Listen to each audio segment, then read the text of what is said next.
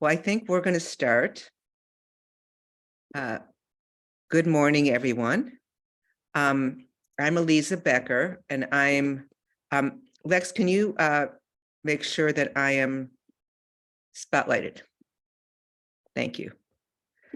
I'm the co-organizer of this webinar, along with Miriam Klevan, who you'll hear, who you'll hear from later. We met at Mishkan Chicago, which is a Jewish spiritual community in our home city, in which we're both active builders or members. And Mishkan provides volunteer opportunities for builders to self-organize events. And that's the genesis of this event this morning. I want to thank you all for coming out this Easter morning to hear from our Israeli friends and Professor Ginsburg. For more than 3 months now, hundreds and thousands of Israelis have gone out in the streets in more than 150 towns and cities in an uprising against their government. To give you some idea of the scale of these marches, the 250,000 to 500 Israelis protesting weekly would be equivalent to 10 to 20 million USers. And in the United States, the first Women's March after Trump was elected was the largest single-day demonstration recorded in US history, and it had somewhere between 3 and 5 million participants, at most a quarter of the largest Israeli demonstrations on a per capita basis. A proposed judicial reform bill by the newly elected Netanyahu coalition, which is the most right-wing and anti-Arab government in Israel's history, precipitated the uprising. It has been a major, though not exclusive, focus of many of the demonstrations. Professor Tom Ginsburg from the University of Chicago will explain the bill to us. As an organizer, I was taught that to effect change, you need to recruit allies that have the power to push your target to make the change you are seeking. In this case, the Netanyahu government. So I was very impressed when the military reservists, who are seen as key to maintaining Israel's security, and the high-tech industry with the huge tax revenue and jobs that it brings in, both put themselves in the front lines of the protest. And I assume they were influential in the biggest win to date, which is Netanyahu's call for a pause in the vote on the judicial reform bill and possible compromises. And our guests may say something different, but this is my understanding as an outsider. And today we're going to hear from 2 grassroots activists, one Jewish, Noa Sher, and one Palestinian, Sally Abed, about their perspectives on the protest movement. Both have been involved in justice-related issues within Israel proper and beyond. I know both personally and have tremendous respect for both Noa and Sally. Noa is the daughter of my first cousin, Namit, and on my most recent trips to Israel, she has spoken to me about her involvement in pro-democracy, anti-Netanyahu protests. And when the first Israeli diaspora solidarity protests began a few months ago, she encouraged me to attend. I met Sally through Alon Lee Green, who is a co-founder of Standing Together, an Israeli Jewish Arab grassroots organization where Sally is a national leader. Noa and Sally will talk about their personal experiences with an understanding of this unprecedented movement, where it might be headed, and what we can do as allies. After each of them speaks, we will have a Q&A followed by breakout groups and a final regrouping. This is a 2-hour event. Please rename yourself and place a 0 before your name if you do not want to be in a breakout group, and a 1 before your name if you want to be in a Hebrew-speaking breakout group. We have an amazing group of people here, so I encourage you to stay for the breakout groups. I say this because Miriam and I know most of you personally and are delighted that you're here. Feel free to stretch or take a break as needed. You don't need to keep your camera on, but please be mindful that some speakers like to see at least some in their audience. This webinar is being recorded, but you will only be in the recording if you raise your hand and are then called on to ask a live question. If you don't want to be in the recording, you have the option to write questions or comments in the chat. We do ask that you stay muted until the breakout groups begin, unless you're called on. And without further ado, I want to introduce Miriam Klevan. I will get this right. Miriam Klevan, my co-organizer, who will introduce our guests. Thank you. Hi, everyone. Thanks you so much for being here.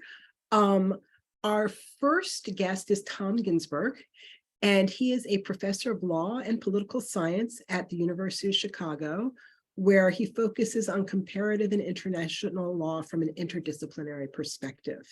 He is the director of the Mali Center for the Study of Institutional and Legal Integrity, the co-director of the Comparative Constitutions Project, which is an effort funded by the National Science Foundation to gather and analyze the constitutions of all independent nation states since 1789. His latest book is Democracies in International Law, and he's also the host of the Human Rights podcast Entitled. And Tom is going to set the stage for us a bit in terms of what this brouhaha is about with the proposed judicial changes. So please join me in a warm welcome for Tom Ginsburg. Take it away, Tom. Thank you so much, and thanks to you all for organizing this and for attending on a Sunday morning. I thought what I'd do is just very briefly, lay out what exactly is going on in these laws. They're rather technical, actually, and it's quite remarkable to me that it did generate such a widespread public movement, and that's really, to me, quite amazing, because I think the package of laws are really problematic.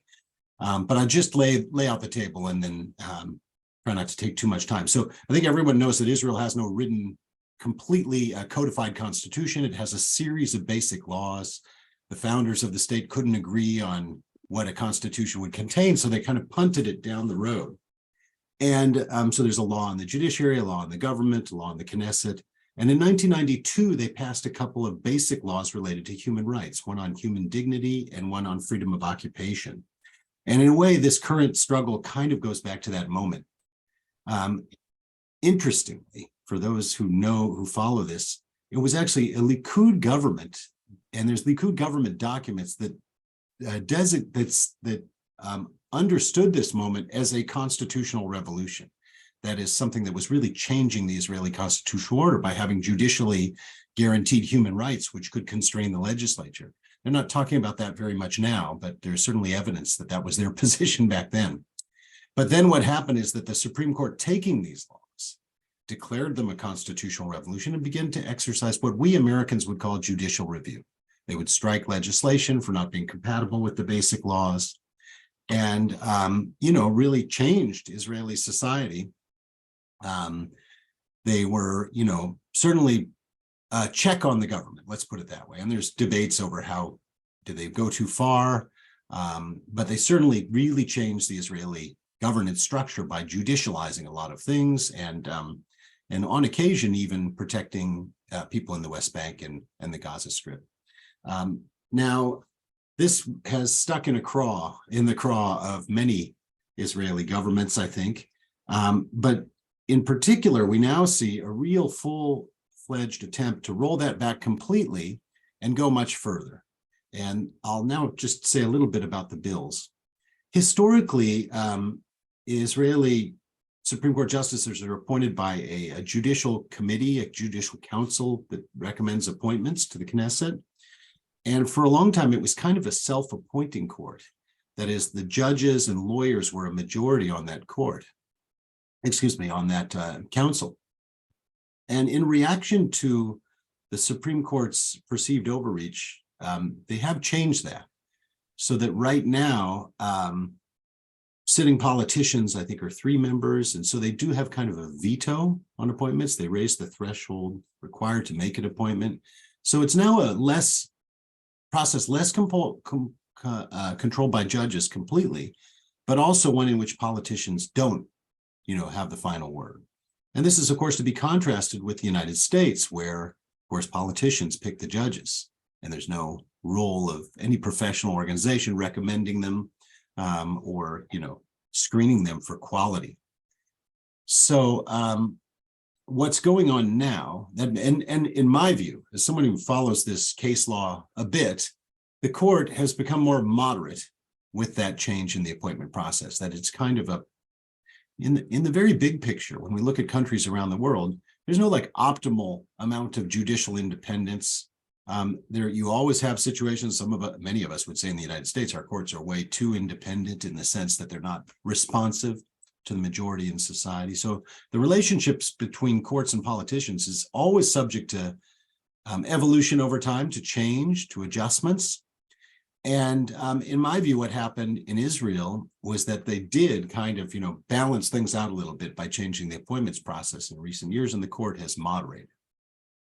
Now, this coalition, several members of whom are actually under indictment by the court, has come in and is proposing a very radical set of reforms with a very thin majority. And so this is why some of us are talking about it as being like what's happened in Hungary or Poland in recent years.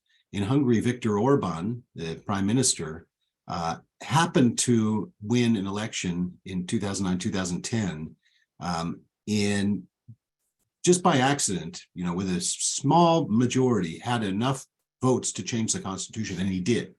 Took one election, changed the constitutional court, captured it, changed the constitution, and now, he runs a country which is at best an illiberal democracy, and one where many think that the whole system is quite rigged for his party. In many ways, this overhaul is as extreme as that. And again, on the basis of just a temporary majority. So let me describe the various components, or some of them. Changing the judicial appointments mechanism so that politicians will be the majority on the appointment council. And the proponents say, look, you Americans do that. That's fine. You can't complain. Having a system in which if politicians in the Knesset don't like a judicial opinion, they could overrule it.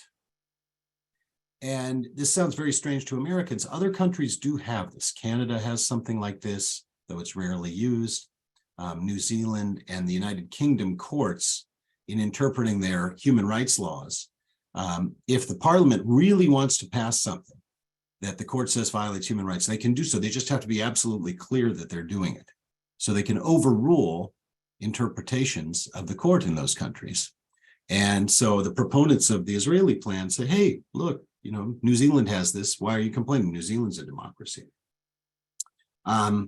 They want to strip the power of the court to review basic laws, which is not really found in any text, just like judicial review in our system is not found in any text. Two other things which I think have not really gotten much attention, but are really important. They want to end review of administrative action for reasonableness. So just to explain, you go to apply for a driver's license and the person says, they look at me, they say, oh, no licenses for bald people today. Well, what am I going to do? I have a chance to say that the administrator is acting in an arbitrary and capricious fashion, or they're acting unreasonably. And in Israel, going back to the British mandate, this has been the basis for ruling government action unconstitutional. The Israeli courts have gone a long way with this, and they've really packed that doctrine full of all kinds of things, some of which I'm quite critical of. But the bill would end their ability to strike government action for unreasonableness, which means, in other words, the government can act unreasonably. Seems kind of wacky. And finally, they want to, and this is another thing which is like subtle, but actually really important. They want to replace the legal advisors in all the ministries who are career lawyers in the government. They want to replace them with political appointees. The minister should have someone whose advice he trusts. To me, this is, when you add this up, it really does, if not itself, it's not the end of Israeli democracy, but it would allow a lot of undemocratic steps to be taken.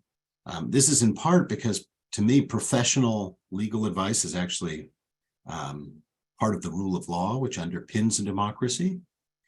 It is also the case that the bills, if they go through, will end judicial review. And so a Knesset can do a lot of things.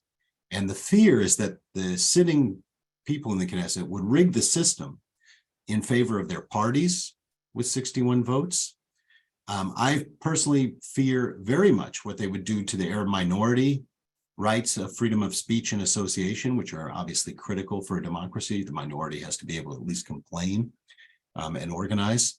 And one could easily imagine parties being banned by the Knesset for failing to, swear allegiance to particular attitudes. And there actually have been proposals in this Knesset and by members of this Knesset to require parties to,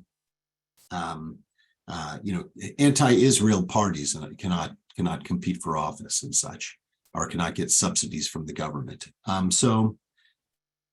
It isn't, in my view, yet the end of democracy. When we talk about the end of democracy, you need a theory of democracy. And to me, it's majority rule, it's the rule of law, and it's freedoms of association and speech. It just begins to go down a road, which we have seen in other countries. And so I do think it's a very critical juncture. And I'll say one more word and then stop taking so much time. But one of the remarkable things to me is that these reforms are kind of technical. It's hard to explain, in simple language. So I've been very impressed with the Israeli academics who've actually gone forth in bars and cafes and helped to explain to people what's at stake here. And the big point being that if you're going to make major changes to a system of government, you should have a super majority rule. You should have there should be broad agreement in society. And it shouldn't be on the basis of a narrow coalition. The sense of grievance that is felt, in particular towards the former Chief Justice Aharon Barak and the court of the 1990s, continues to really drive this coalition. And it makes me wonder, some of them certainly seem to have personal motives, which also makes it very dangerous from my point of view.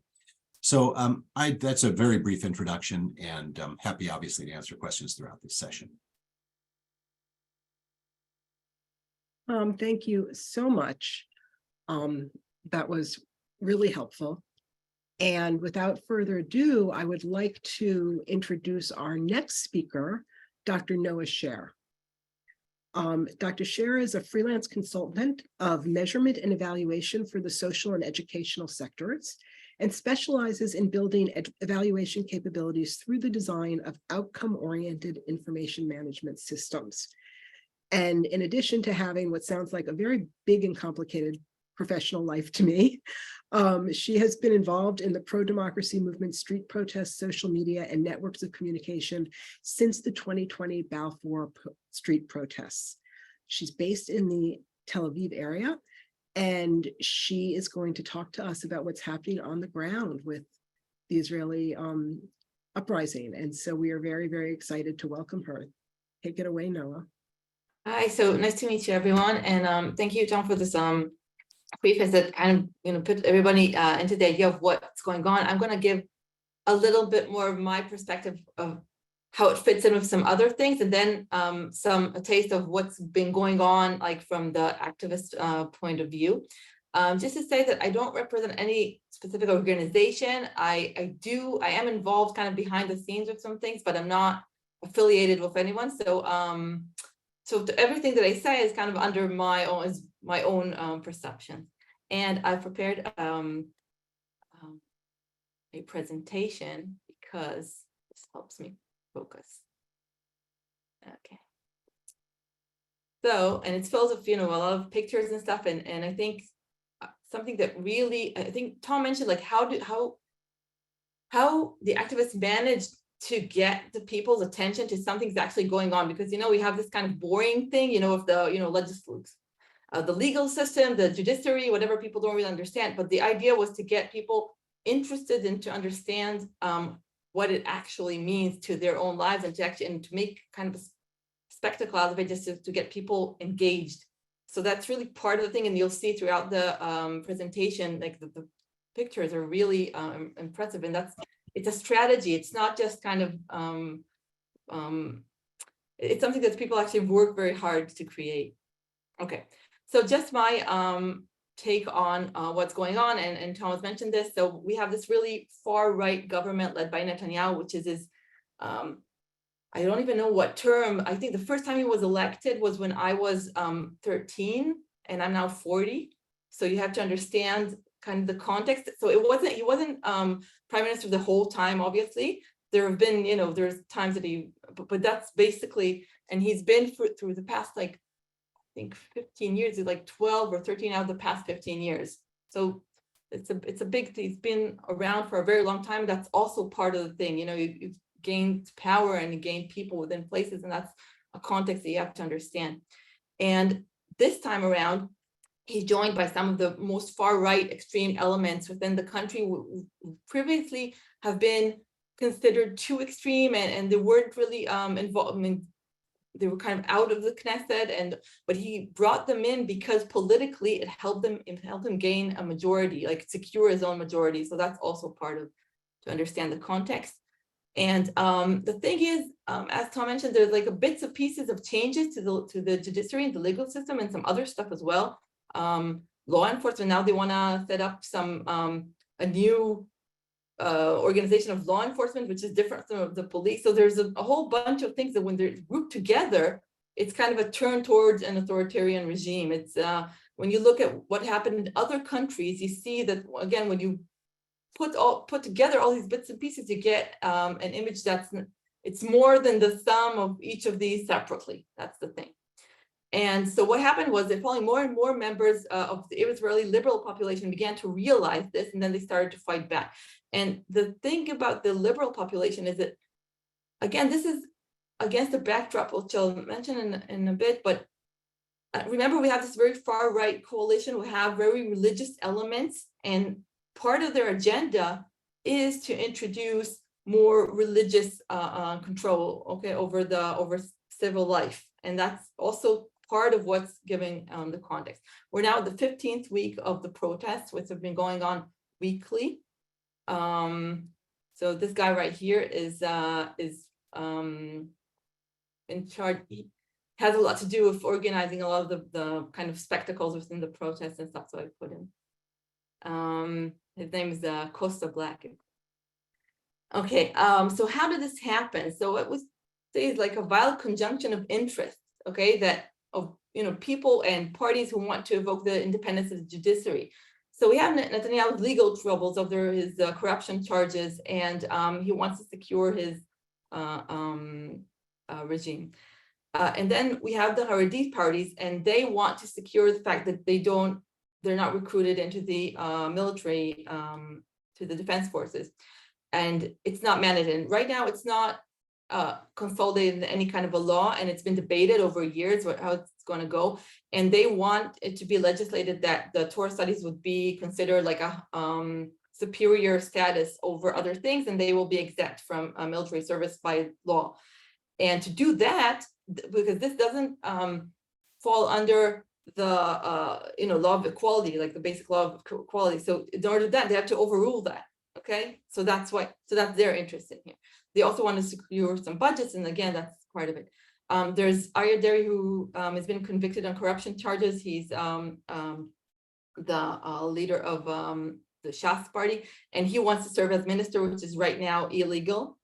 But again, they want to. They've introduced a law that goes over that barrier. And also there's aspirations of figures from the far right to advance steps towards annexation of the West Bank. And we have, and so far there's been, legal inhibitions to do some things over in the territories and all that. And they want to have these removed so they can have, there could be more free to do things they haven't been able to do before.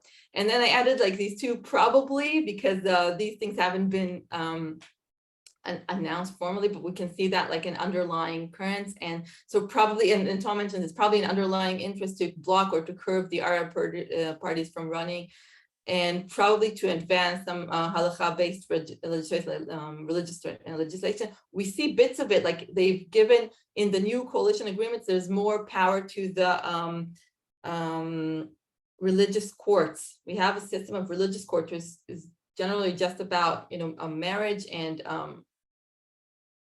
I think that's basically it right now, but they want to give them more powers, and that's a big thing. It could turn out to be a big thing eventually. Okay, so some about the backdrop, and this is also important. So Tom mentioned Hungary and Poland. So there's a worldwide democratic decline. Okay, so we have rising of populist parties and authoritarian regimes, or illiberal democracies, and they have something that calls, that's called cooperation and learning of between the authoritarian regimes. So we've actually had, this is a picture here of Netanyahu and Orban, and also, and so he has the ties with Orban and his son. I mean, Orban has been the first world leader to congratulate him when he won the election. So there's ties between them, and they are actually learning from each other. They've actually used, in their campaign before the election, they've actually used posters adapted from Orban's campaign. So there's really coordination going on there. And so the other thing I mentioned here is that there's organizations that are heavily funded by American far-right religious Orthodox groups. And we have the Kohelet Forum, which is behind parts of, or even a major part of the theory behind the change of the legal system and some other stuff. And they've been kind of in the background for a while, it's been a few years now, but they have been really under the radar, but they've gotten so much influence, and they're backed with a lot of money. And so we also have these previous, I see the images are overriding, okay. But we have previous steps that Netanyahu has already taken previously, okay, over the course of years that he has power. So the last time that he was in power, they've already done some things to weaken, definitely in the public opinion. Okay, so there's been a lot of talk about how the court is too controlling of stuff and how they stop them from doing things. But also Netanyahu, even in his previous, the last time he was in power, they've closed the Knesset, the parliament at some point, because it was about to form a coalition. I mean, in the process of forming a coalition, they shut down the Knesset, and then the Supreme Court said that they can't do that, and then they wanted to do that anyway. So hints of these things have already been around for a while. So it's not exactly completely new, and that's helped people understand that something's going on. Okay, so that's part of it. And the other thing is a fragmented parliamentary opposition. So it's fragmented to a bunch of different parties, and they're not entirely working together. And this has made the public opposition, like the street opposition, much more powerful, because the parliamentary opposition is not as strong. So how are we fighting this? And so I took the everything everywhere all at once. And what happens is there's weekly mass protests all over the country and abroad. So it's 13 now, it's already 14 weeks straight. And so that these have taken out like hundreds and thousands of people at a time. And these happen every Saturday evening. And there's a weekly, escalating weekly day of disruption. So right now we're kind of in we're kind of in a pause for the Passover break. And so, but during this time, they've, they declared that they're pausing the legislation, but they've already brought all the legislation to the point that once they start it again, they can pass everything within 24 or 48 hours. So that's where we are. So we're kind of at the threshold of passing all these. And this is how we see that. So we're kind of on the threshold of on all this legislation and the change, and this is why we're still treating it as if it's still happening, and this break is kind of, it's a tactical thing basically. Okay, so we have this escalating weekly day of disruption, which means that people are blocking the streets, and people are blocking, for instance, they blocked the I mentioned Kohelet Forum, so they blocked their offices, and there's like things are going on, like there's a lot of disruption activity going on.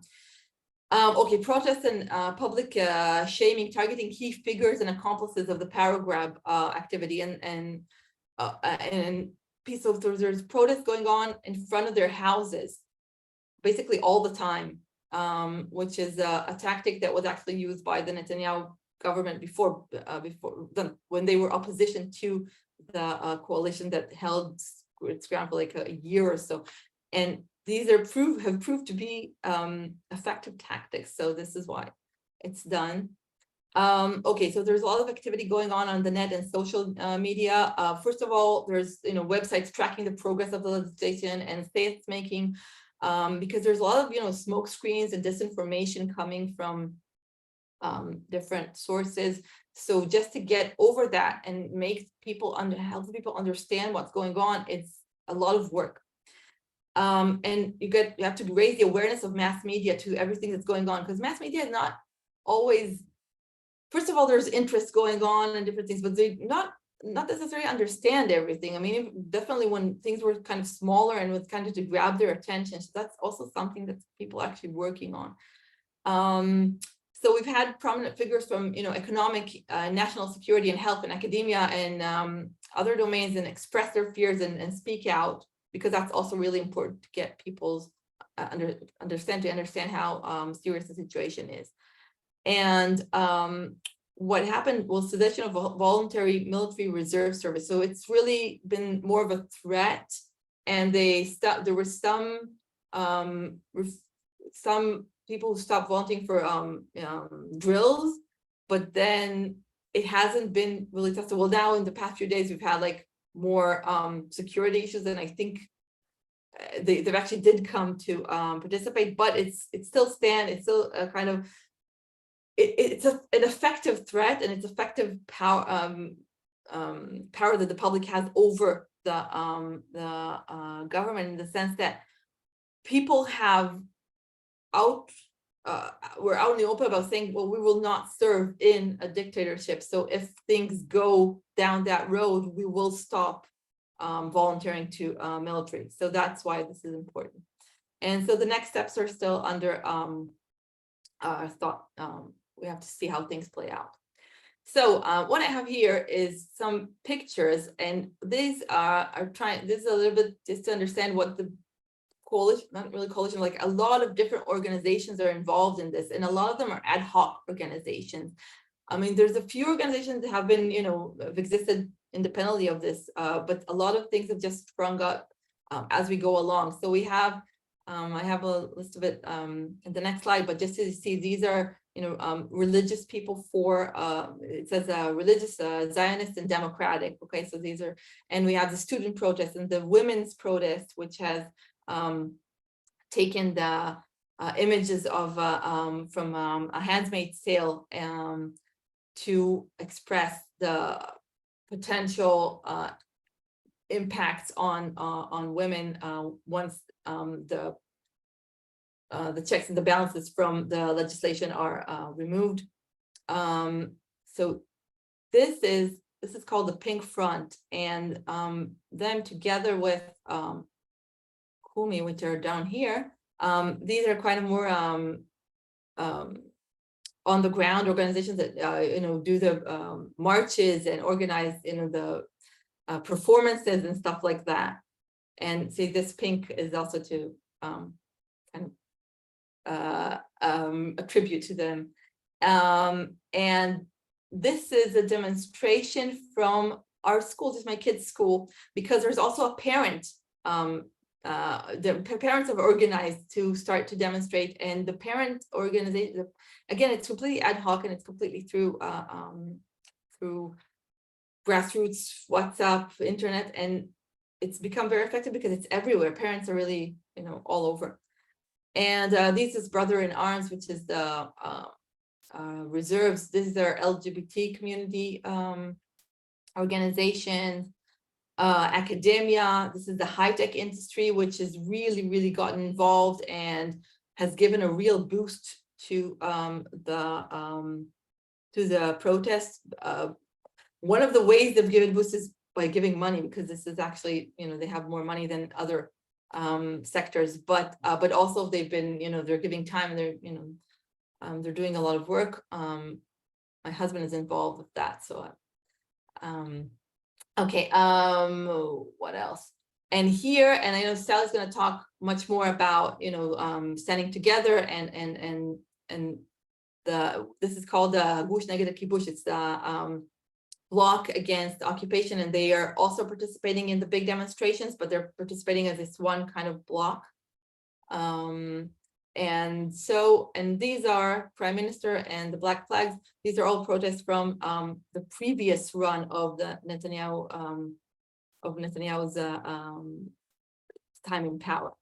And here, I've just to make it a little bit more a little bit clearer, and the reason I did this is just to understand, so you understand how diverse the different crowds are that are participating in this. So if we have the professional communities and we have the social kind of communities and we have the security forces and we have the long-standing civil society, and this is not all of the movements involved, but I think I probably remember the most prominent ones, but you know, probably others that I've left out. And some of these movements have been around since the last time.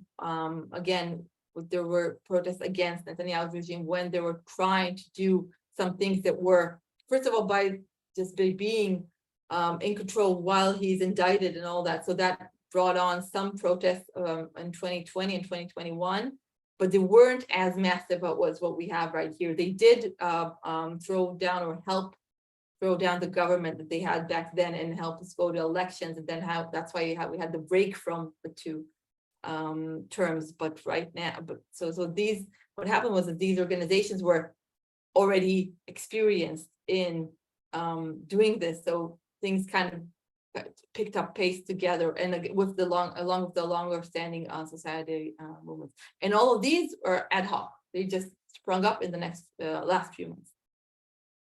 Okay, so this is a little bit about how networks are involved in getting people mobilized and all that, and how you get so many people. This is in Jerusalem, and people, most of the liberal Israel doesn't live in Jerusalem. So this was, and this has happened, I think, at least 3 or 4 times that they've been able to get like over 100,000 people to go out to Jerusalem and protest. This is not Tel Aviv. Tel Aviv has bigger protests, but this is actually, and this is the middle of a workday. And the way to do that is that you need an infrastructure of communications, and that's really important. And to get all these, there's the demonstrations against figures within the government and all that, and to get that, you need to have communications. So again, all the groups that I showed before have these kind of communities of practice and all that, and communities of interest, and they have these WhatsApp groups and WhatsApp networks, and that's how you pass information. Other social media like Twitter and Facebook and TikTok and Instagram have been instrumental, especially Twitter. And there's a website for the protest movement and everything that's going on, and all these are extremely important when you do something like that. You have to get the information running. And also independent media outlets, and some mainstream media has joined in, Haaretz, and there's the Times of Israel, which is in English, and that's something that I would recommend you to follow. But a lot of some independent media outlets have been doing a great job. So as I said, the point of these networks, and first of all, for spreading the information, what's going on and where you should be and how to mobilize people. But the other really, really important thing here is the sense making. Because so many things are going on, and there's so much disinformation going on, and there's people are trying to curb the protests and all that. So you have to have people to understand what's going on and what this actually means to them to get them going. And this is something that's really worked hard. These are just to demonstrate how. These are posters. These are all posters, different posters, digital posters that are sent to people via WhatsApp and are passed around. And this is how people know where to go, places. And as you can see, there's a lot of different things here. I'm not going to go over them, but just an example. And so the next thing is we have the attention of the people within Israel, but we also need the attention of the world. And to get the attention of the world, you have to tell an interesting story. And you have to get to keep the attention of the world going on for, we're in the 15th week of this. And so we have to create, or they have to create these kind of spectacles and to keep the world media interested. So as you see, they work a lot on these kind of posters and different performances and different visual images and all that. And this is something that's, a lot of thought is actually put into this, a lot of effort is put into this, just so. And as you can see, it's been all over world media. So I just put some examples here of the Washington Post and the Guardian and NBC. And so BBC and Sky, and it's all over. It's not only in Western media, like this poster that features Netanyahu, but also Putin and Erdogan and Khamenei from Iran and Orban. So this has gotten a lot of attention in Turkey, for instance. There's been a lot of reactions from Turkey saying, wow, like, why are we not doing things like that? And this is a tweet by Margaret Atwood, who was, she saw the women's demonstration, based on the Handmaid's Tale, and she tweeted that, and like she has so much, traction and traffic online, and that's getting people engaged with the story of what we're going through here. So that's something that's both interesting and important. And I was thinking a little bit on, what to say about how you can help. I know some people want to get kind of involved or engaged, and I've given just, some points. And first of all, raise awareness and help us keep the story alive. Like, as I said, a lot of effort is being put into getting this, getting the world news interested, and just to have people talk about that and understand. And especially in the US, this is important because the US has leverage over Israel, and that's important. So what I would recommend is just to follow and react and comment and share. And if you see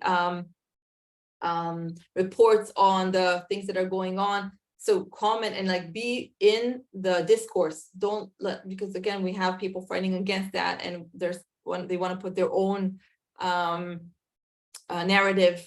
They want to get their own narrative going, and so we need people to help us fight this and put the and react and share and all that. Okay, there's the US best finding of organizations, especially the Co-Health Forum and all that, and some of this has already been, they've started to stage protests in the US against the people who are funding these organizations, and that's really important. And it's a lot of money. It's also going, it's the same kind of I'm missing a word, but it's the same kind of, not really organization, but they give money also to different things that are like to settlements and to things, to far right causes. So it's the same, it's the same kind of infrastructure gives money to that and to parts of the judicial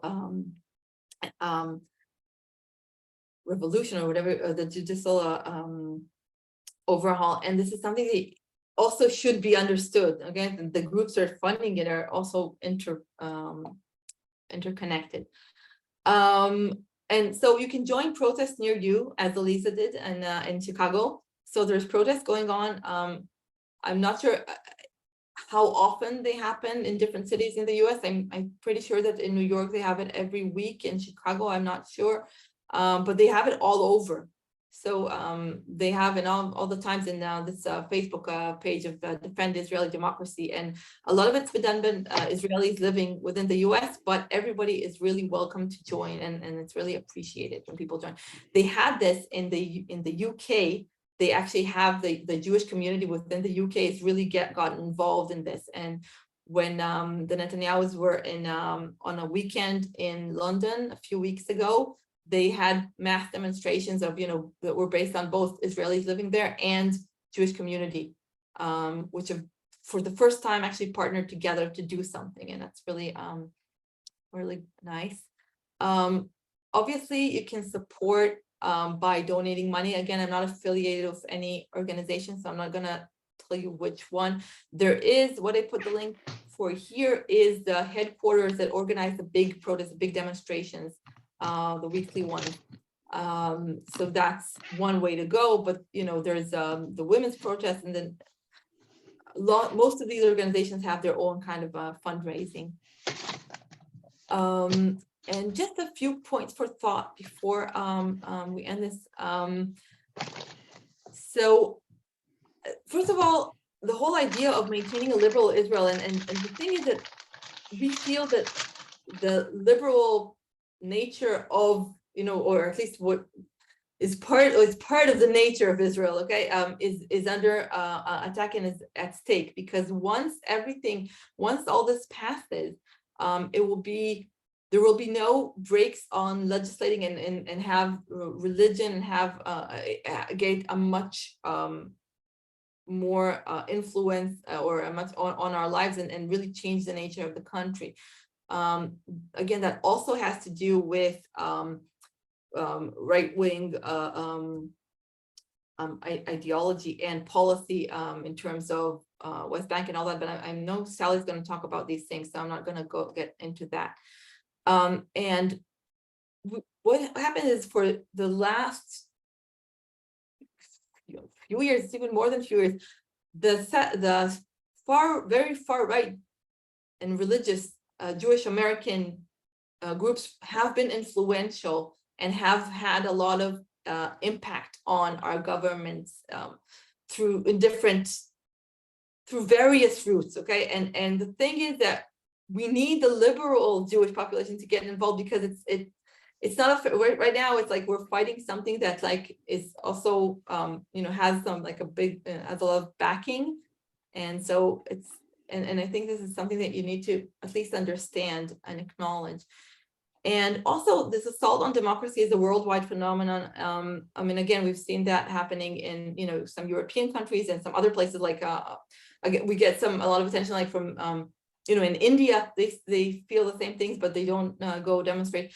But I'm sure from the States, you can also recognize some of these things, and it's a worldwide thing. And I think it's something that should be, again, in everybody's awareness. And that's part of why I'm doing this talk right now. And so these are just kind of things to think about. Again, there's the whole issue of Palestinians and how this relates to them within the Green Line and outside, but I'm not going into that point because I know it's going to be discussed in right next. So thank you. And I'm not sure, we're not doing questions right now, right? We're doing after. That's right. We're going to do questions at the end. And after Sally speaks, there will be a time for questions for all of you, all three speakers. So thank you so much, Noa. That was great. And we're going to move to our next speaker, Sally Abed. We're really lucky to have Sally. She's a Palestinian citizen of Israel and an elected national leader of Standing Together, which is the largest Jewish Arab movement between Palestinians and Jews based on the shared interests of things like justice, quality education, true security, adequate housing, and good health care for all citizens of Israel. She's also the co-host of Groundwork, which is a podcast mini-series about Palestinians and Jews refusing to accept the status quo and working together for change. And so welcome, Sally. We're really excited to hear you talk to us about your perspective on everything that's going on. Thank you so much for having me. I don't know how disappointed you're going to be when we talk, after everything, the amazing presentation that Noa really gave, and just my perspective is really completely different. If anything, if anyone has heard me talk about the protests recently, they know that I have described them as hostile to me. Obviously, when I do criticize the protests and the nature of the protests, I also do want to acknowledge, before I go into what I think it should look like, that, I don't underestimate in any way the importance of these protests and the success of these protests. And really, I think a lot of the Israeli youth, when it first started, I said, Israelis, they know how to mobilize. We saw 2011, and now I'm like, oh, this really, knocks 2011 out of the park. We really, I think a lot of the organizers has really got professional in tactics. It really is, it's a theory of how do you mobilize, how do you escalate, how do you create, and I think Noa really presented it very beautifully. So I just wanted to put that out there before I really start, because I am extremely critical of these protests. And the headquarters and the organizers of these protests, which I don't think, there has been a lot of clashes between the different organizers, especially with standing together as a movement who tried to pull things more to the left, more progressive, and I will talk about it in a little bit.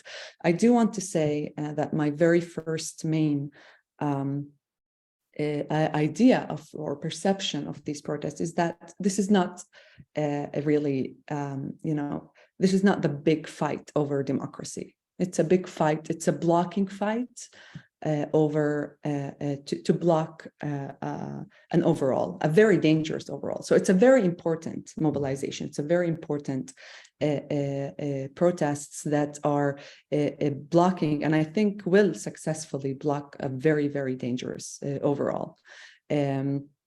With that being said, and when we saw that, for me as a Palestinian, I wasn't needed. I wasn't welcomed in many ways, but I wasn't needed, right?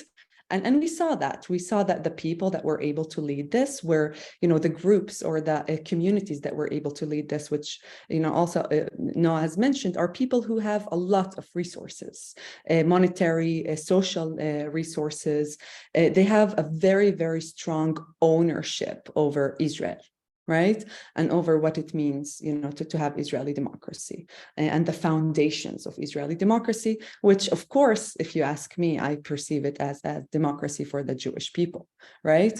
And obviously, I would go and talk to other people that are Jewish that would also be very critical of what kind of democracy is being fought for, right, or over. So my first point that I really want to start with is that which is a sad realization, because I really do see as an organizer, not just as a Palestinian, as an organizer, as an activist, to see this kind of amazing historic mobilization. And it's amazing, really, and you could feel it everywhere. And not really feel like I'm part of it in many ways, and not feel like, and obviously still have the responsibility to bridge and have the responsibility to understand how I can impact the message as a Palestinian, but also as a Palestinian, progressive activist within a grassroots Jewish Arab movement. Before I continue, I do want to apologize for the background noise. We have Easter, literally like 50 people are downstairs for Easter for my family, so I do apologize. And the dogs are going crazy. I just realized. What we need at Standing Together, how we perceive it, is how do we actually take this moment and capitalize it on, not only because democracy for the first time is actually put on the table, right, and is the main topic of discussion, Israeli democracy. And this is a historic moment, and our role as Standing Together has really been, okay, how do we actually capitalize on this moment, not only to say, oh, we want to block the overall and protect Israeli democracy as we knew it and go back to the status quo, but actually, how do we take this opportunity to redefine, to tell a different story, right? So I'm going to go ahead and share also presentation. I'm so sorry, guys, for the background. It's really, okay. We're here, and I'm going to just tell you a little bit about Standing Together, so you actually understand, we are the largest Jewish Arab grassroots movement in Israel. We're a progressive movement, and we organize methodologically. We organize and we mobilize people around the year, locally and nationally, through our chapters, locally and nationally, around campaigns for peace, for equality, and social and climate justice. We do that in order to build a new majority and transform Israeli society. So when I'm talking about capitalizing on this moment and trying to understand how to build a new political current in Israeli society that can really envision a new majority, right?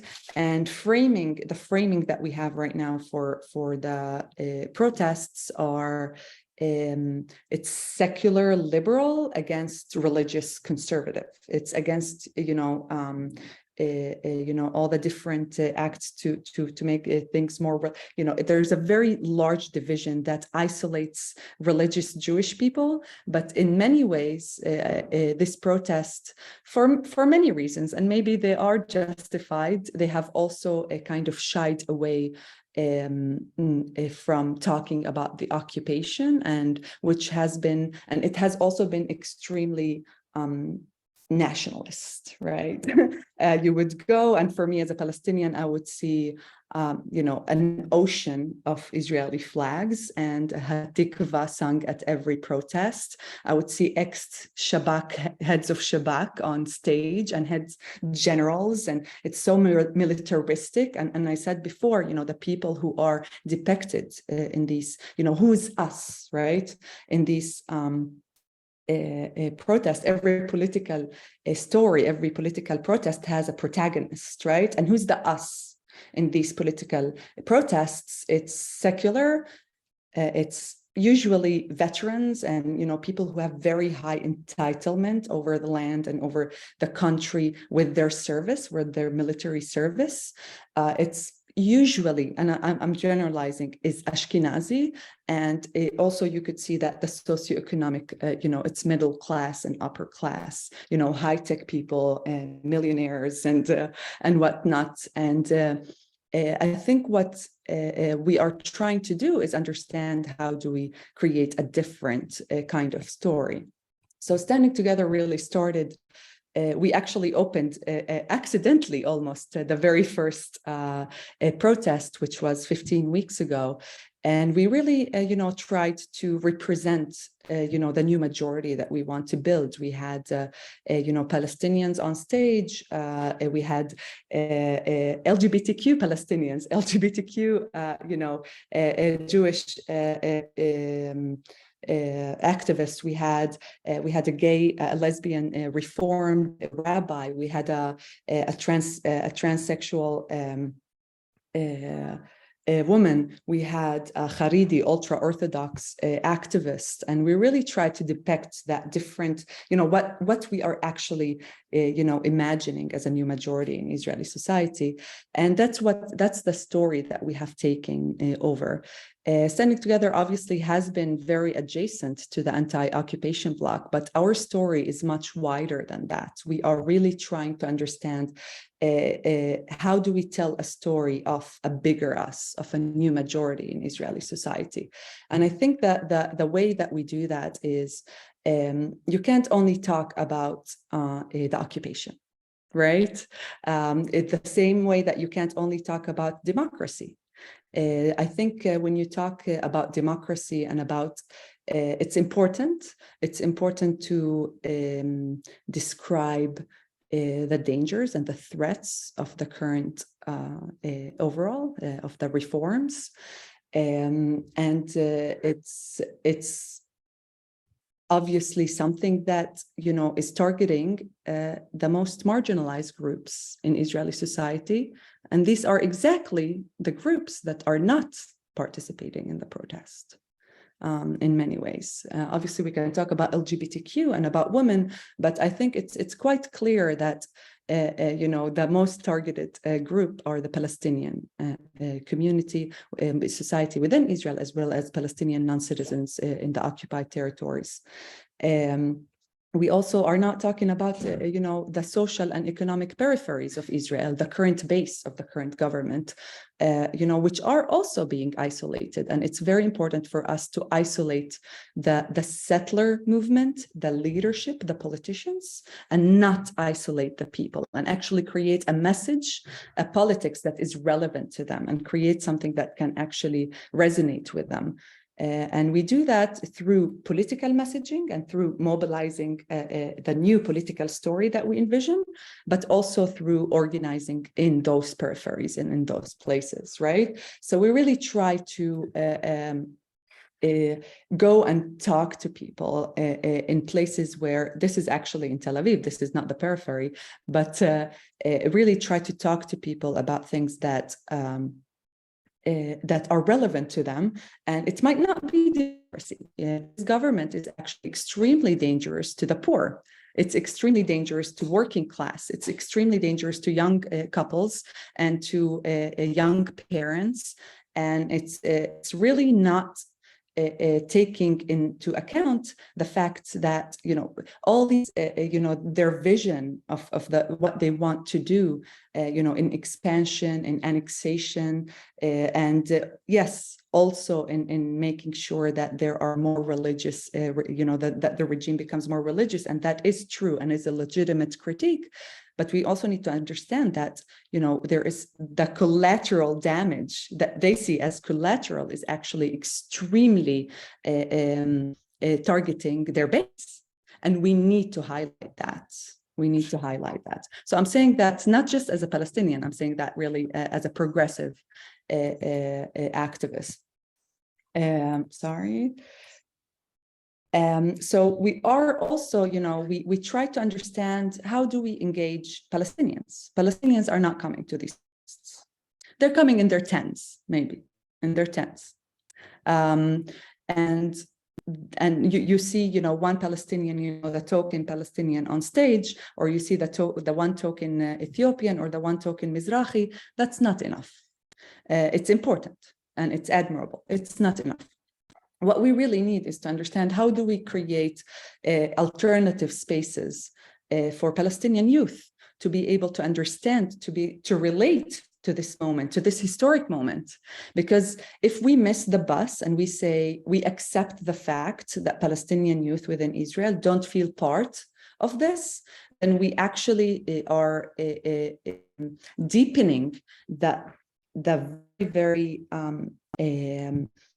isolation, the very deep isolation that Palestinian youth feel from Israeli politics. We never actually experienced a partnership, real partnership. The best case scenario that we have ever experienced was solidarity, right? As Arab Israelis, right? If I'm talking about the politics. And it has never really tried to encompass our Palestinian narrative as Palestinians and our connection and how we view and experience the things that are happening in the occupied territories and how they affect us and they affect our system, our discrimination and our reality within Israel. But also, yes, I am Palestinian, but I'm also a young woman. I am recently married. I can't afford to buy a house, right? I can't, I'm thinking about building a home and a family, and I'm terrified because of climate crisis. Our villages and our towns are there's a pandemic of crime, of organized crime, and of deaths.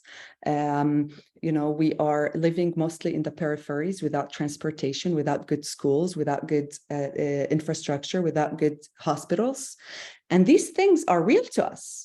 And we have never been able to be in a platform or be part of a partnership or a majority that can fight for these things. And we need to start translating the fight for democracy for these things. What is democracy? Is the equality that we all deserve.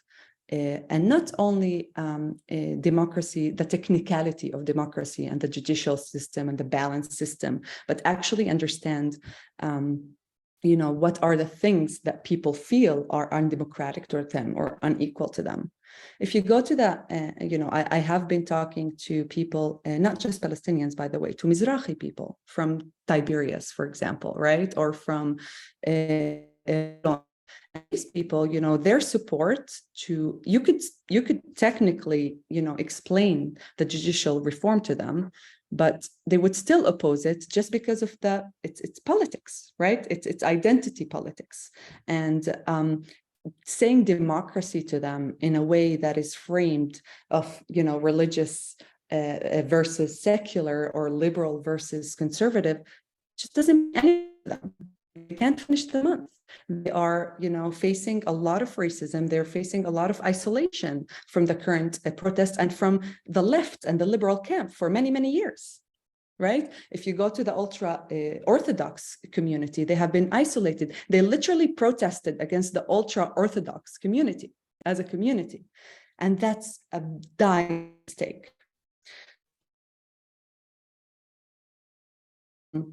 So what we really try to do is four things, and I'm going to really stop here because I feel like we really have passed the 1 hour mark.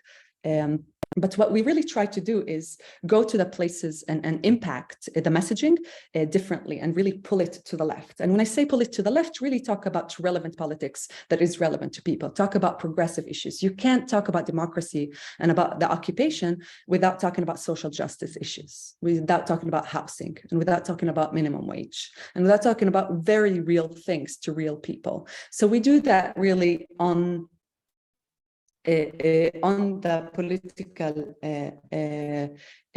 story, but also, on the ground while talking to people. The second thing is really reacting strategically to things, which is very connected to the first one. So we're not only doing proactive messaging and positive messaging about things, but we're also trying to react. There are a lot of bad things happening. I think you all are, following, and every day you have something bad that is happening. And by the way, it's not just about the occupation. I think a lot of things, I didn't even have the time to tell you about how I feel about the last week and the last really period of time. I won't go into that just because it's an extremely complex reality to navigate that as a Palestinian in a joint struggle. And I'm more than happy to talk about it later, but I won't take the time right now. But reacting to the fact that the militia, the private army, essentially, that Ben Gvir is going to build is going to be on the expense of the people. So we're not only against, you can't only react and block things, you also need to react strategically so you can include as many communities as possible. The third thing is really talking to Palestinian youth. It's extremely important. I know it seems trivial. It seems like, oh, of course we need to talk to you guys. And I appreciate that. Of course, it's important to talk to Palestinian youth and to the Palestinian community within Israel. We are the key. We are the key because we are actually also part of the marginalized group economically and socially, and we are also connected. We are the only community that can actually navigate the complexity and connect the issue of the occupation and democracy and the issue of social justice. And if you don't have Palestinian youth who feel relevant, who feel a sense of ownership over their society, not just as Palestinians, but as part of Israeli society, and feel,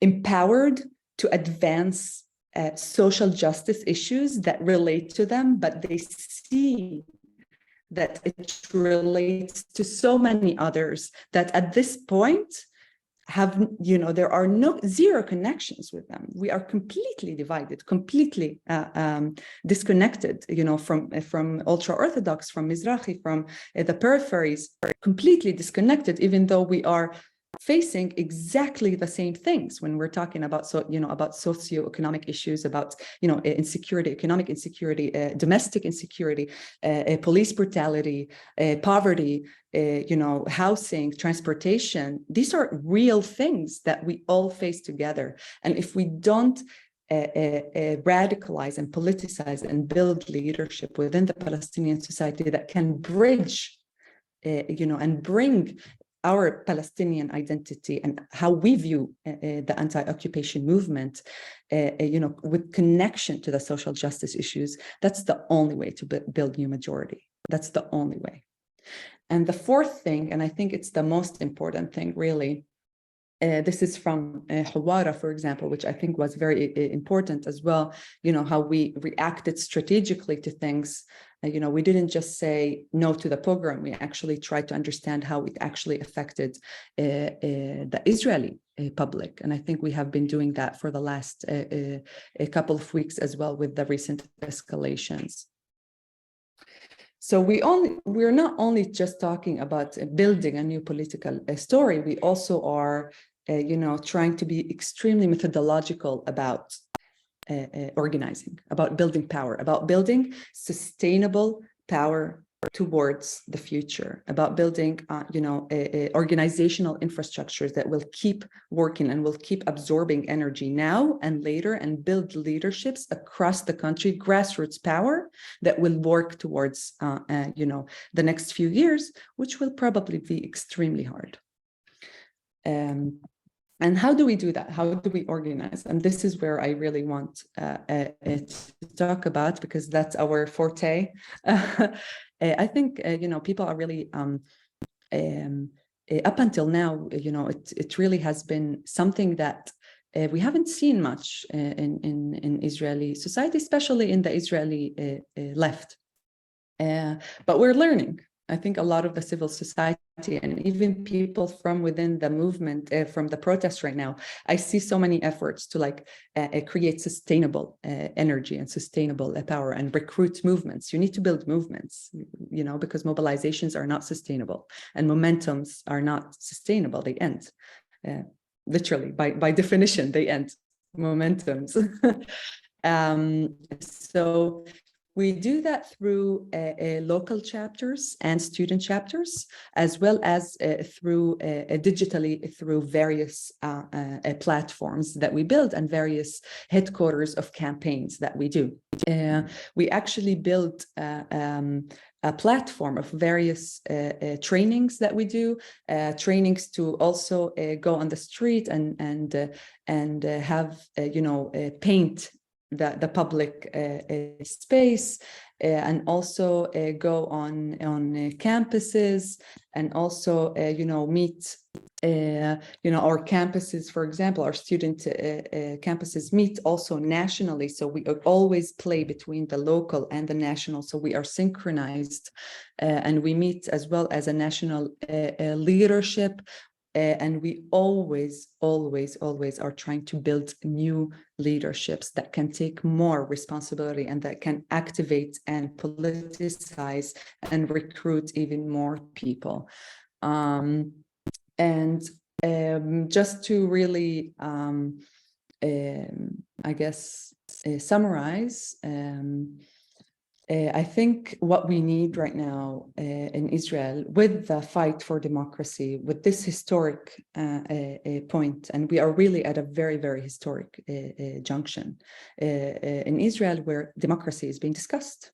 And I think my biggest fear is that we dodge the bullet of the reform. And as I said before, you don't need Palestinians and you don't need the marginalized groups, and you don't need the current base of the government to dodge it.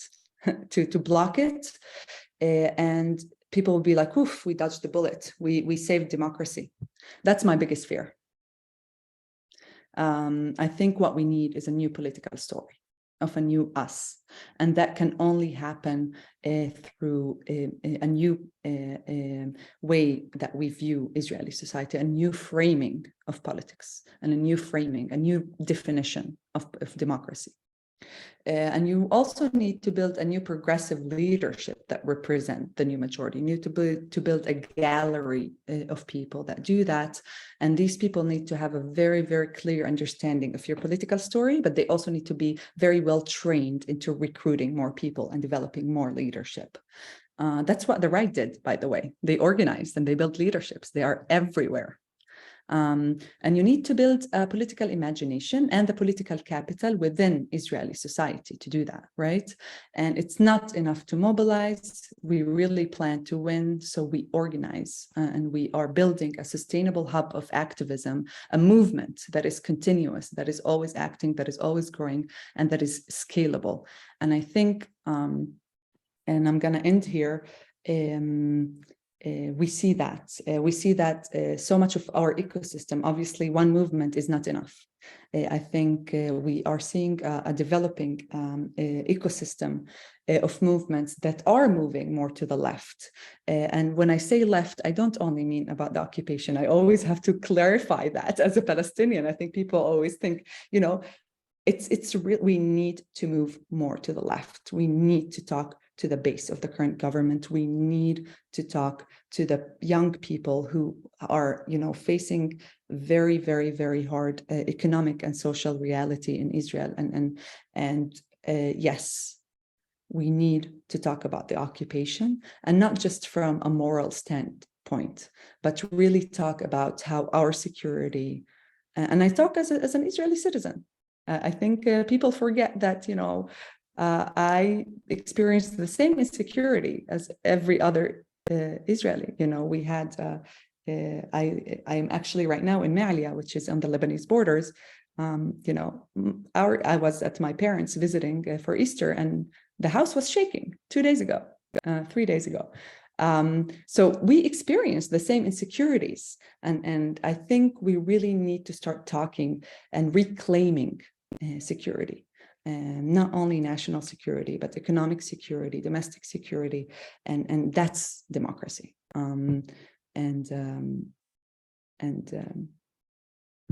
That's it. Yeah, I'm happy to accept questions. Thank you so much, Sally. And we invited you here because we wanted to hear your perspective. So we really, really appreciate it. And I'm going to hand it over to Aliza now to moderate the question and answer session. Okay, and so Anita Szymanski and I will be moderating the Q&A. She'll be picking a question from chat or synthesizing questions if there's several, and then I'll pick one from someone who wants to go live. So raise your hands, and we'll do the best we can to cover as much territory as possible. And so Anita, why don't you give us our first question? I will. I'm going to start with a question that is directed to Noa. I just have to say that Sally spoke so incredibly eloquently about so many of the issues, and there are questions in the chat for Sally as well. But from early on, the first question, which is related to Noa, my biggest question to Noa: are the protests sparking and reflecting any real change in consciousness among the Jewish Israeli public? Or are the protesters mostly the same people who oppose the far right and Orthodox all along, the mostly Ashkenazi liberal elite that has been gradually losing power for decades? That was the first question. Okay, so first of all, if you look at the numbers, you can't say it's the same people just because it's like tenfold, so it has to be more people. Obviously, it's more people. And it's gaining more. First of all, at first it was a demonstration in Tel Aviv, but now there's demonstrations all over the country. There's a city, Netanya, which is like really a Likud city, and it's been gaining power. The demonstrations there have gone up to like 20,000 people. And we see that all over the country, in Ashdod, in all these places that are very untraditionally, protesting, and definitely not against a right-wing government. So there are some changes. I think Sally mentioned it a little bit. It was easier for people who can leave work and go demonstrate. It's easier to get around and actually do that. There's some privileges. People are actually using those to get out on the streets and mobilize. So it's kind of complicated. I think in terms of Ashkenazi and Sephardi, the part of it is it's partly true. It's partly also kind of a narrative that comes from above that just kind of tries to divide. Because I have friends who are Sephardic and they are in the protest and they feel alienated by this narrative that is actually pushed by the government, just to say, okay, there's no, this is an elite protest, whatever. They feel like, okay, but I'm here and you are not acknowledging that I exist, because you're saying that I'm not in this protest, and people are actually feeling that. And so that's also part of it. So it's kind of a mix, just to understand that there's so many people out in the streets that it has to be more than very specific elite groups. And it's definitely not just about, ex-military and all that. Again, there's the women's organizations and parents and all that. So it's complicated. There are so many divisions, but I think Jewish women. What? Jewish Ashkenazi women usually. Well, there are, again, when you talk about women. Again, I don't know exactly the statistics. Probably the majority are, because again, most of the no, that's what I meant. Of course, no generalization. Of course. Yeah, just because I have one of my best friends who's Sephardic, and she very involved in the protests and all that. And she feels that by people saying things like that, she feels alienated because like I'm here and, you know, so I've actually had this talk, not just with her, I've had this talk with a bunch of friends who feel that this kind of framing is really overlooking that they exist. So I'll just put that aside, but I think Sally put it well in the, you know, it's kind of a blocking fight right now. Like, I think that we're trying to get people to, you know, at least kind of fight for, you know, maintain what we have in terms of democracy. And we don't have the capabilities right now. I mean, I think, and it's interesting to see how it looks from the outside, because how I say, oh, these are the people with, you know, the power and the resources and all that. And it's partly true, but it's the same people who are now these, the government is much stronger, obviously, okay? I mean, and if they do set up like a national guard for Becker and all that, that is going to be stronger. So it's not like, I don't think there's the capacity to fight all the fights at the same time. I think that's the key difference. And I think in the more peripheral cities, they have different, you know, new populations are joining and more populations are joining in.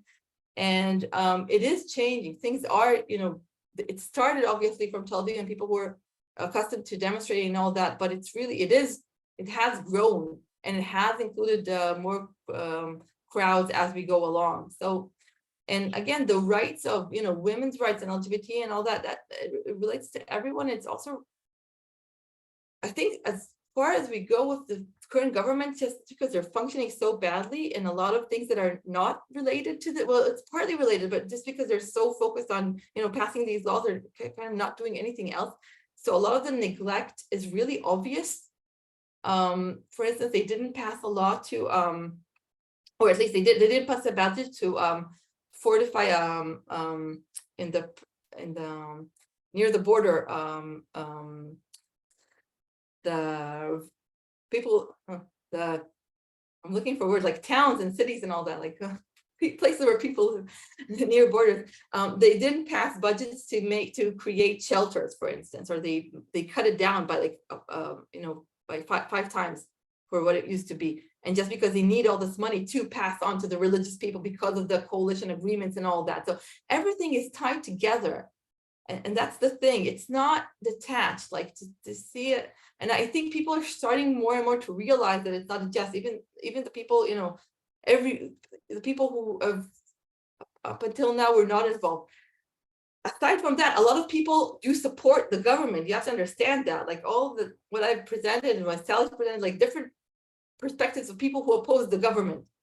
But on the other side, there's a lot of people who do support it. And so this is the context, okay? It's not like everybody against the government, and these are people who are included in this effort, and the other people are not included in this effort. A lot of people are actually supportive of the government. A lot of people voted for this government. A lot of people feel ownership towards the government.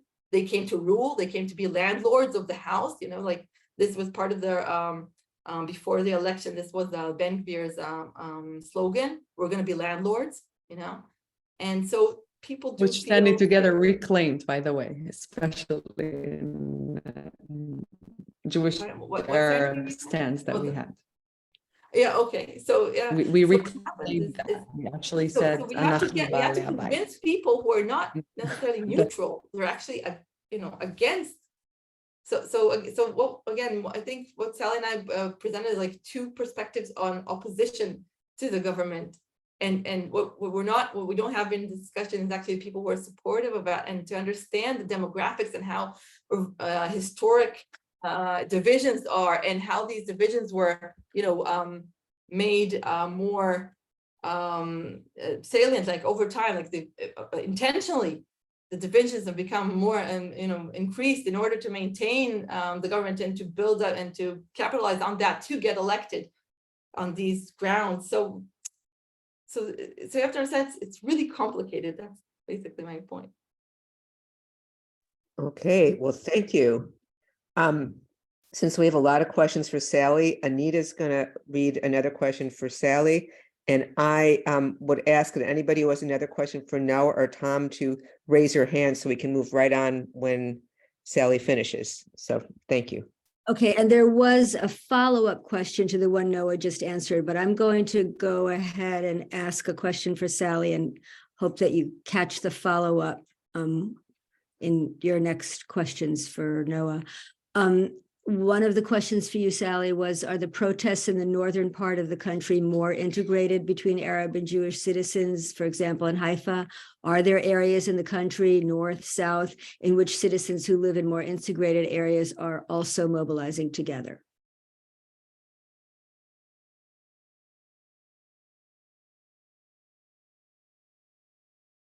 Did you hear? Yeah. You were cutting off. I think it's my connection. Oh, I'm Can you sorry. hear me? You want? Yeah, I can hear you now, but could you hear the Can you hear question? me okay? Yes. Yes. Yes. Do you? Anita, can you repeat the question, please? Yes, Sure. Okay. I could. Are hear the question. Can you hear me now, Sally? I don't know if she can. Yeah, I heard the question. I heard the Oh, you question. did? Sorry about the bad Okay. connection. Yes and no. We really tried. We are really putting a lot of efforts into mobilizing, Arab Jewish protests, and we have successfully done some, and they counted in like the hundreds, right? Which was, I think, it's so important. Just like on Friday, we had like a 300 Jewish Arab protest in Al-Fahim. Right, the second largest Palestinian city in Israel after Nazareth, actually third now because Rahat. And we did in Rahat, we have in Kufr Manda, in Tamra, we do have these things, and they count, tens, hundreds of people. And I think what's so important about these things is the messaging. And I think at this point, I think their efficacy and their impact is showing a different Jewish voice. A hand extended, let's say, an invitation to the new kind of partnership that we want to see, and that's the kind of that's the goal of these protests. So they're not part of the main ones. Obviously, we do mobilize in Haifa as well. We had a lot of alternative ones in the middle of the week. That were more Jewish Arab, not on Saturday, but the ones in the middle of the week or the disturbance days. We did do alternative protests that did have a larger Palestinian participation, and it was mostly in Haifa, in mixed cities, basically binational cities, as well as in the Galilee, in areas where you have like smaller Palestinian towns and Jewish towns that are all intermingled, together. So like mixed areas. So yes, we have been doing that, and again, I think it was less about them. It wasn't as successful in mobilizing. I do think it was very impactful in portraying a message to people, and we have been successful in recruiting many new Palestinian activists and members of the movement through these actions, which is extremely important. I also want to say that we have been mobilizing on campuses, which has been the most effective thing to recruit Palestinian youth, Palestinian students, and we have been mobilizing and doing a lot of events on campuses. Yeah, I've actually noticed that the campuses, I see, I mean, that's something that gets a lot of, we see that like on the media. I mean, it's something that gets noticed. And I do know from, family members that participate in the Haifa demonstrations that are more mixed than, what we have in Tel Aviv, but. Yeah, Haifa has been more mixed. Again, it's actually all the Palestinian speakers that were on stage were from Standing Together. You had Bashir Karkab, you had Amani, all of them are from the national leadership of the movement. And even in Beersheba, you had Ghadi Hanir, even Ibrahim Abu Isa, the one in Tel Aviv, is a member of Standing Together. So it tells something about the movement, and that we are building the Palestinian leadership that we need to bridge, right? But it has been very difficult to mobilize, a number of people, but it's still important to bring the voice. Okay, I don't see any hands raised, so I'm going to go to the chat. Again, raise your hand if you wanted to ask a question live. How many people at the protests are people who previously voted for the right. Noah, do you want to begin? Let's try. Well, first of all, it's hard to define right, because right and left have gotten some kind of mixed up, because there's people who, because we have this Likud, which is, it's more about the personality of Netanyahu. People voted for Netanyahu, a lot of them, and then we have the Haredim, who are not necessarily right, but it's on some aspects they are, some aspects they aren't, and we have so it's kind of hard. Some people voted right, but not to the coalition parties, okay, because we have Gidon Saar and within the Gantz's party, so that kind of right, they are participating in demonstrations, okay, so but have people, so we have the division between the coalition and the opposition is not necessarily right and left in the more kind of traditional definitions. It's definitely not only left-wing protests. It's kind of, and I think that's part of why Sally would feel alienated from that. Like it's all mixed. I think it's mostly not left. I think there's very few left. Because nationally there's not much left in the country. That's the thing. If you look at the election results, there's so little left that obviously they're going to be a minority with it. And that, I think part of what happened was that the people who are running the protest didn't want to alienate like the masses of the people, and the masses are not left leaning. They're centrists, basically. That's the masses within the opposition. Okay, so the masses within the opposition are centrist. And in order to not alienate them, it had to be this kind of compromises on how left can you go. So that's the thing. Some people are feeling what happens is people who are kind of right leaning would say, definitely in the earlier demonstrations, I don't want to go there. It's left. It's branded as left. I don't want to be there. So it's kind of to juggle between these two sides that don't want to be in the same space, basically. So that's part of an issue. But the thing is, in the demonstration in Tel Aviv, what I said that I showed in the pictures is the block against the occupation, which is and it's focused on occupation. It's not focused on the Palestinian like day-to-day lives and all that. But it's like, but they are prominent. Like if you walk through Kaplan Street, which is where the demonstrations are held, there's like a whole section of it that is about there is no democracy with occupation and all that. So it is part of the protest, and people are exposed to that and walk through that and it's kind of complicated because I'm guessing that for you, Sally, it would be like really not enough, but like for a lot of people, just the fact that they're there and exposed to that, like, and they see that and they don't run away, they kind of are in the same. I don't have the privilege ever to say something is not enough. So no, I never complain about it. It's a thing. It's something, So you have these masses of people going through these signs of, the occupation, a country for occupation, not democracy.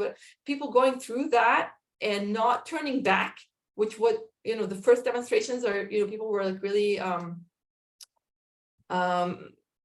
reacted back, like that's okay, so this is not my place. So people are kind of coming to terms with that being within the same space they are, and that is a little bit of of change. So that's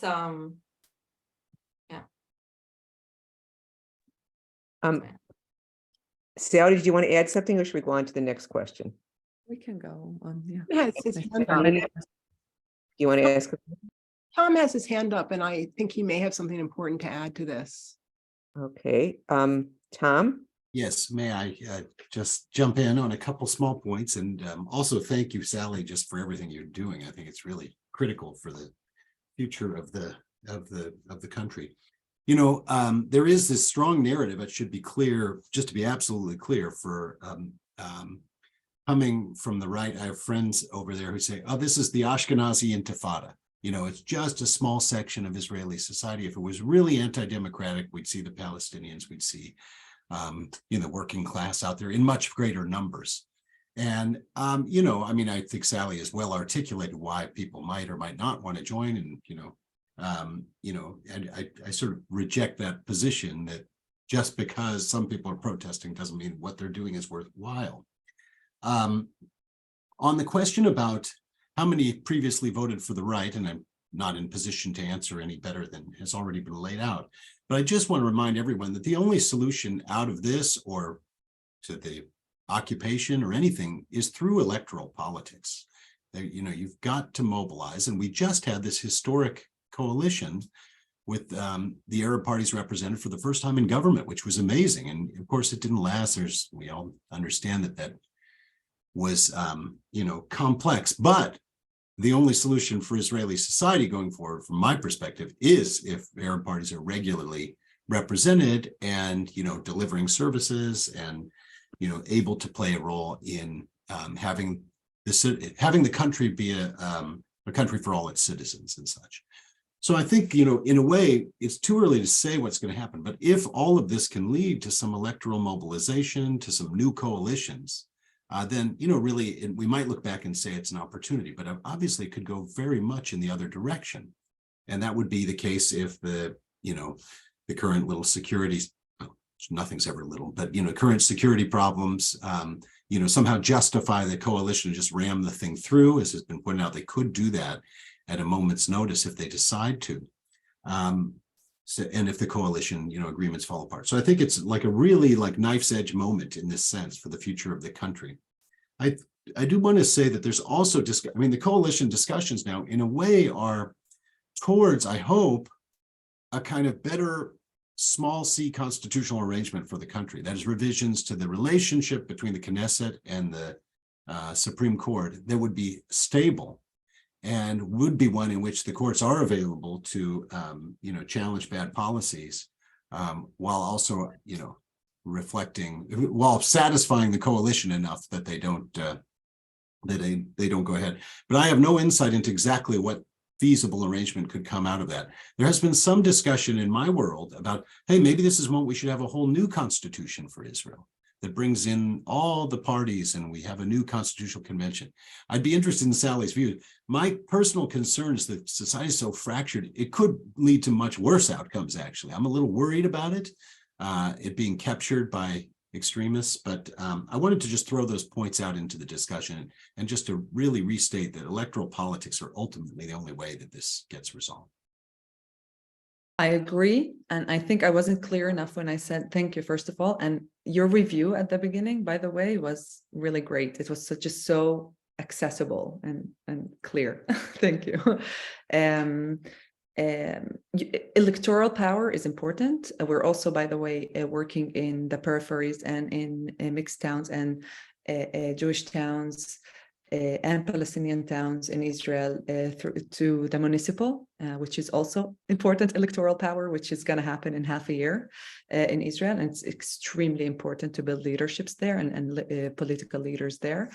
But you also need to start, you know, there's no political capital, there's no left in Israel. There's no progressive political current that actually can envision, you know, that can tell a story that is competitive to the populist right and now to the ultra-nationalist right, you know, to the settler right.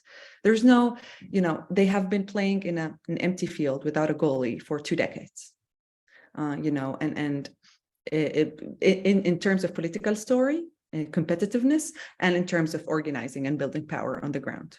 And we need to start doing that. We need to start building capital, political capital, through a new political story that can compete.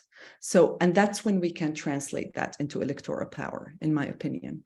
At this point, the divisions and the political parties that we have and the political field that we have, it's almost impossible. You know, it just doesn't exist. And you mentioned that the previous Knesset, it was terrible. I'm sorry, maybe this is an unpopular, and I think it's unpopular for many of the organizers of the current, you know, and of the Balfour movements, you know, who really worked very hard to get it. It was horrible. It was horrible economically. It was extremely right-wing economically. It was very, very, very bad. It was very bad, you know, settlement expansions.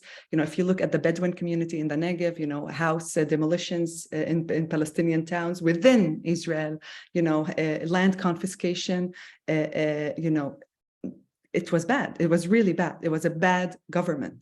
And we need to understand that.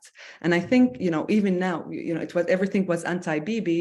And yes, Bibi was down. And I think in many ways, I'm not an analyst in any sense, but I think many of this government, obviously, it's, as I said before, it's the work of methodological organizing and building power for years. But I do think that there was a momentum of a backlash from a very bad government with Bennett and Lapid. So we need to understand that. And I think, when we talk about electoral politics, and someone asked if Standing Together wants to become a party, no. We don't. I think that a people's movement needs to be a people's movement, a nonpartisan people's movement. And I think it will create if we do the work right, and if we create an ecosystem that will organically build a party that envisions and encompasses, our vision, then yes. I do think that we will be able to create a new political current that is led by a new political, Jewish Arab progressive party. Absolutely. Unfortunately, I don't think we are there. Maybe we'll be there in 3 years, or whatever this government collapses or ends its term. I don't know. I'm less optimistic that it will be in the next round of elections, but we're definitely working towards that. It's just not something that you can build from the bottom, from the top down. I have a question for Sally. I'm sorry. So do you think that the current government is going to allow, if things go, again, the way I see it is, again, they have all the legislation kind of in the, ready to be passed within 24 hours. So whenever they decide, they're actually just going to do it. I mean, the protests have just been able to stall them a little bit, but not. So do you think that they're not going to curb the possibility of, Arab parties or joint parties or whatever to run the next election? I mean, the way I see it, me acknowledging the threat of the reform doesn't prevent me from criticizing the previous government or thinking in a reality where we would actually be able to run. But I agree with you. Of course not. Of course, it's a real threat. And that's why I said as well, I'm not underestimating the threat, and I'm not underestimating the importance of the blocking campaign and protests that are happening right now. Absolutely. Okay. I agree with I want to thank Anita. I know she has to leave. Did you want to say something? I'm so sorry I have to leave. This has been great. And I just, I will highlight 3 questions that were in the chat for Sally before I go, and you all can figure out which ones and how to handle them. One was a question of how we can best support Standing Together. Another was whether actually I do need to look at it to whether the Histadrut, I'm sorry. Histadrut, the Yes. workers. If they do Arab citizens feel represented by the Histadrut? If they call a strike again, will that be experienced as a more unified citizen protest as Arab and Jew, right, center, and left? And the third was asking if you would talk more about your view and experience as a Palestinian in the last few weeks, what you referred to. So I'm sure if we could be here all day, we could cover all these. We'll schedule another talk. I'll come to Chicago again. Or I guess everyone is everywhere now, but not in Chicago. We are coming. Myself and another person are coming to the US. So I'll make sure you can, I'll send a message, a link for everyone to sign up. We'll let you know when we're coming to the US and where we're going to be. If you want to host us, please. So that's one way you can support us, even virtually. You can host us virtually or physically while we are in the US. What was the other question? About my experience later. Yeah, that and about it really is just a very long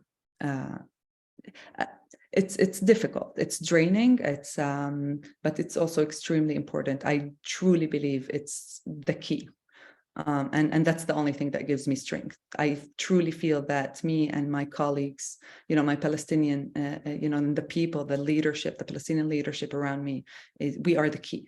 And legitimizing political Jewish Arab partnership and just Jewish Arab partnership in general for Palestinians through politicizing them as well in social justice issues is just the key. because they are really drifting into a narrative that is isolating and not really accepting of Jewish-Arab partnership, and that concerns me. I really feel immense responsibility to create alternative safe spaces for Palestinians to feel relevant within Israeli society, but also validated as Palestinians. It's extremely important, and it's the toughest, probably the toughest job I see myself doing and the movement doing. Thank you. I think just given the time, I'm going to ask each of our speakers for some closing words. And I'm sorry for all the great questions we didn't get to. Tom, would you like to begin? Sure. I mean, just to continue just this immediate discussion, what's going to happen in the next few weeks? What is the coalition? I have also talked to some people who say that, there's a latent kind of centrist coalition in Israel, which probably wouldn't, not be fully on board with, as I say, having it be a state of all the citizens, but is also fairly hostile to certainly the religious community, the religious Jewish community's special benefits, and probably pretty hostile to the settler, radicals who really are have been extremely empowered, obviously, in recent weeks in very, very dangerous ways. And so, there is one possible outcome of the immediate future, which is that there's a kind of reset of the basic governance structure, new relationship between the Knesset and Supreme Court.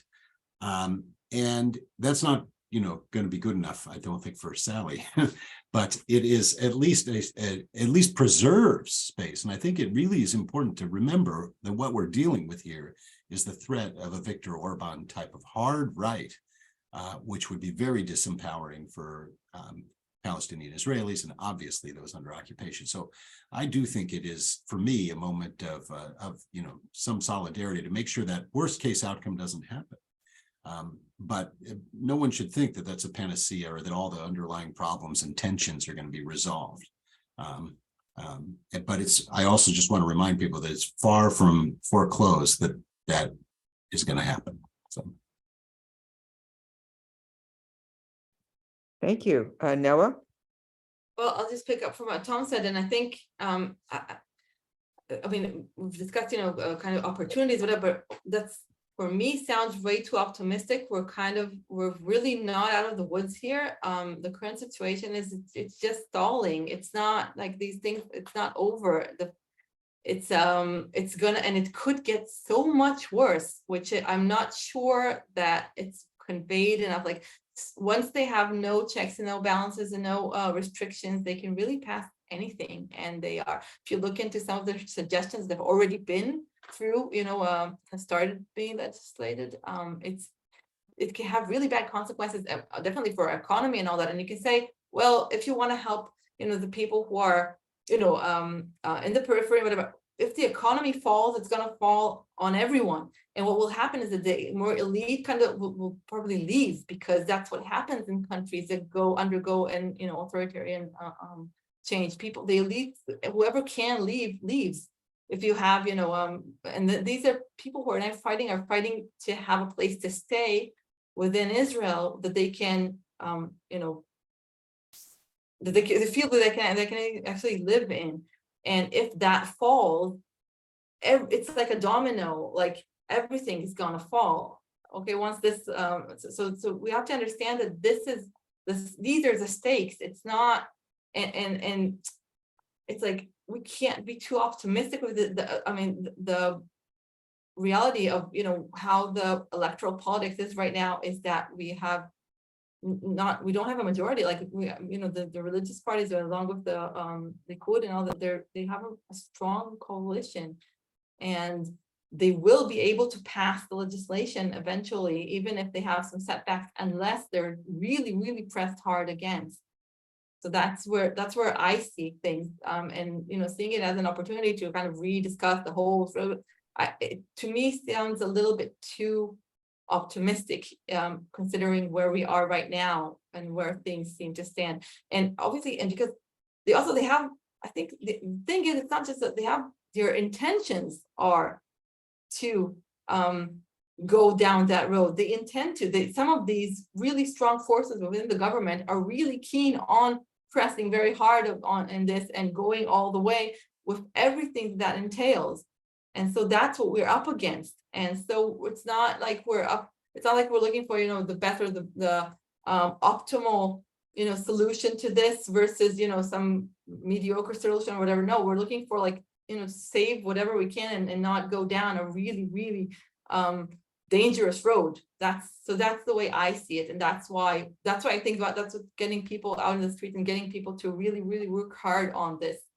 And it is seen as eventually better for everyone if we do maintain, at least what we have, and maybe sometime in the future can work to make it better. But even keeping that again against what we're going, where we're heading is hard.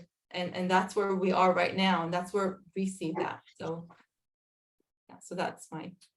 Thank you, Sally. I really understand that. I really truly, see and perceive and accept and internalize, the threats.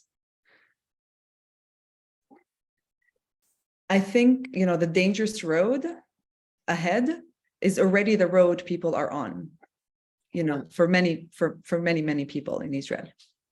And there is an even worse road for millions of people under military control. Much worse road than that you're imagining, even in your worst, No, I am, and that's the thing. I No, agree with you, and I think I'm not that's where trying we're to. going. No, what I'm trying to say, absolutely, what I'm trying to get to, and I'm not trying to undermine. I'm just trying to say that, yes, we don't have enough resources, but we do.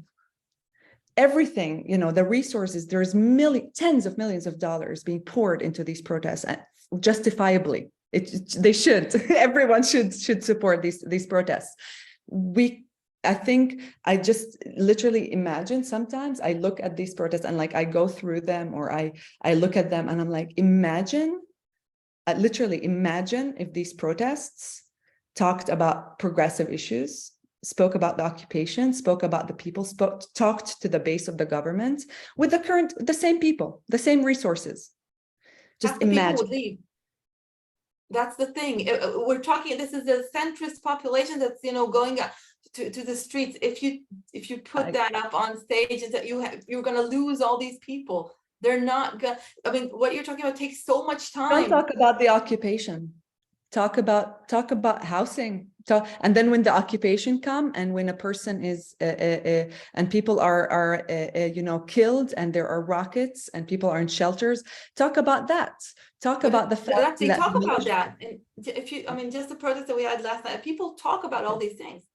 Yeah, no, I just want to say we have 2 minutes left. So no problem. I just want to end. All I'm trying to say is and I didn't want to end this in a negative, critical. No, I really, again, I want to reiterate, my appreciation, to the protests, even though, I personally had very hostile reactions, and people literally asked me not to identify as Palestinian on stage at the beginning, and people really, screamed at us for talking, about, so it was very, but at the same time, I also understand that it moved more to the, it's an important tool for radicalizing, it's an important tool for politicizing, and that's important. And I really think that we really need to start thinking about how do we capitalize on this. I understand the dangers. I just think we could still do so much more. We could still radicalize so many more people. We could really start building a completely different kind of politics. And I think the current framing, the main framing, obviously there are many framings and many perspectives, is highlighting the current divisions that made this government win, that got this government into power. And that concerns me. With that being said, I do think that it is going into a positive pattern and a positive direction, and I really hope it continues to do that. And yeah, I'm sorry, this is not a positive note. I am hopeful. I am extremely, I'm every week I am moved by the amount of professionalism, you know, that this thing is doing. And when I'm critical, of course, I'm not underestimating that the people that are on the streets right now are fighting for their lives as they see it, as they perceive it. And that's extremely admirable and important. And you cannot underestimate that. My job is just to try and move things more to the left. And I hope I'm not, you know, putting this in a sore, you know, it's not. I admire this and I have great appreciation of what's happening. And I thank you for all of you, for the organizers and for the people to come and listen to this. I think this is actually a good discussion, Noa. So thank you too. And thank you for your work. And Thank you. thank you.